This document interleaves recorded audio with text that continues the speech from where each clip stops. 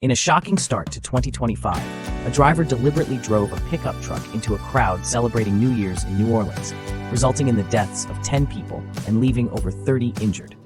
The horrifying incident took place around 3:15 a.m. on Bourbon Street, where festivities were in full swing ahead of the Sugar Bowl game. Eyewitnesses reported scenes of chaos as the driver, armed and in body armor, not only struck revelers but also engaged police in a firefight before being fatally shot. The FBI is now diving into this attack, which is being classified as an act of terrorism. Mayor LaToya Cantrell labeled this event a tragic and intentional act of violence, calling for solidarity during this devastating time. As investigations unfold, details continue to emerge about this horrific event that marred the New Year celebrations in the city, known for its vibrant nightlife.